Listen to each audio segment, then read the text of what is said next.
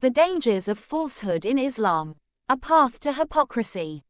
In Islam, lying is considered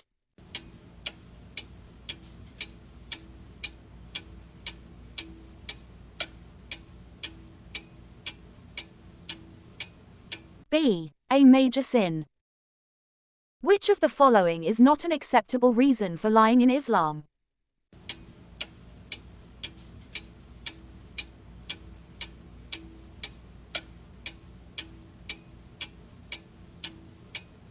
D. To gain personal profit. According to the Quran, what is the consequence of lying?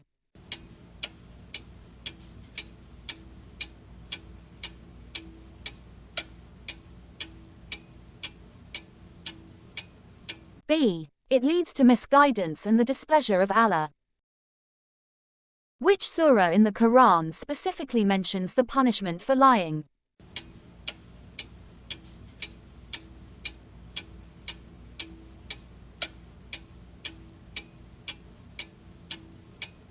A. Surah Al-Baqarah. What does the Quran say about the fate of those who lie in Surah Al-Ghafir?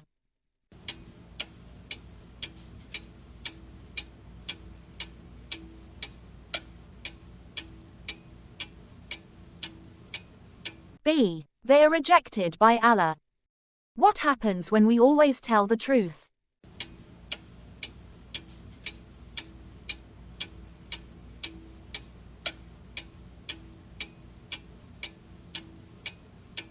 C. Allah is happy with us. In Surah Al-Mutaffifin, what is said about those who lie and deceive?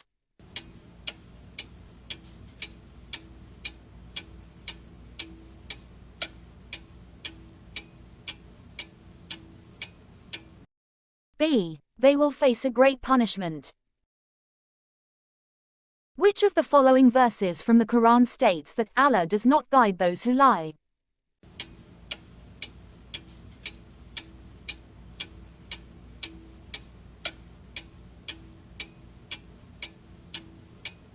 C. Surah Az-Zumar. Islam encourages truthfulness even when it might lead to harm or difficulty.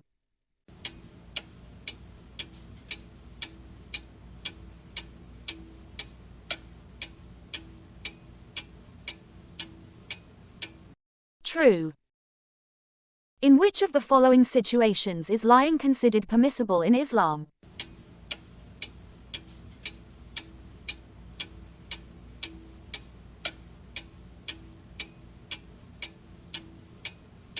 A. To reconcile two disputing parties. The Prophet Muhammad, peace be upon him, said, "Truthfulness leads to righteousness, and righteousness leads to blank."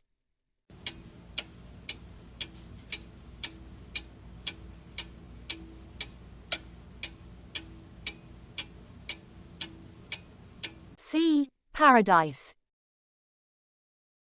Who should we always try to be like when it comes to telling the truth?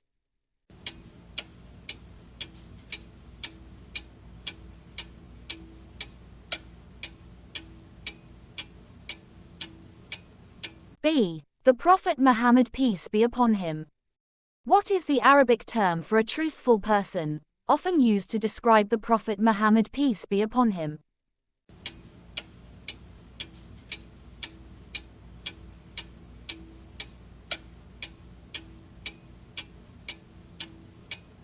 A. As-Sadiq. When is it okay to lie in Islam?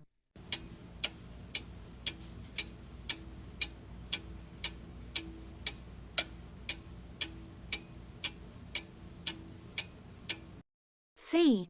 It's mostly not okay to lie, but sometimes it's allowed to make peace between people.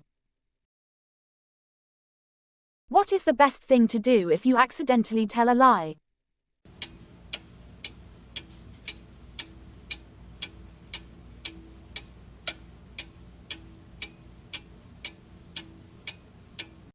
B. Tell the truth and say sorry. The Prophet Muhammad, peace be upon him, emphasized that a believer should always speak the truth, except in very specific circumstance.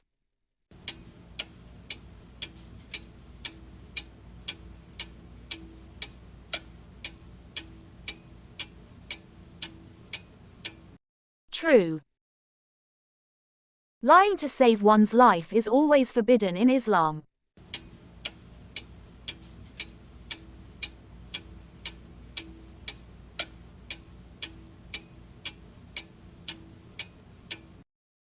False.